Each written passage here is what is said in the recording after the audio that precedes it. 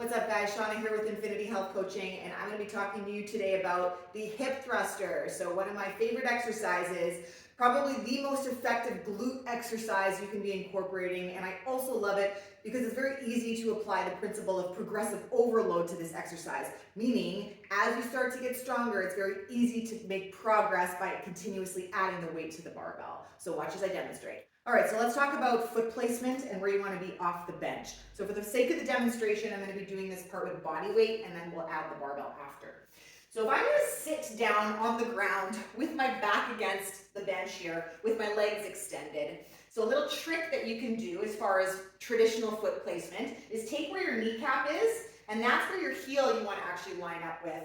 When you bend your knees and your legs come in towards your body like this, feet are about hip width distance apart.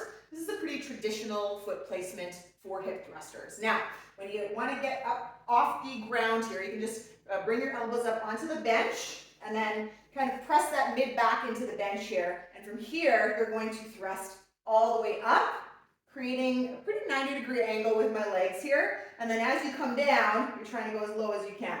Now, a little trick on foot placement too. This is a traditional stance, but similarly to a leg press or a squat, how we place our feet can change how our muscles are being recruited. So what I mean by that is you're going to get some glutes, which are the star of the show in this exercise, but there's also engagement from your quads and hamstrings. Now, if you're feeling this in your quads, first off, make sure you're not going up on your tippy toes. You want to drive from your heels. That's going to engage the glutes the most.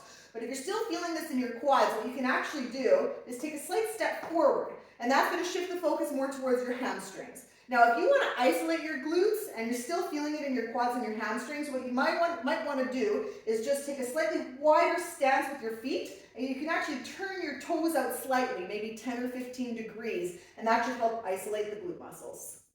Once you get the 45-pound plates on either side, it's really easy to sneak underneath the bar and to simply roll the bar on top of your hips. So it makes for an easier setup.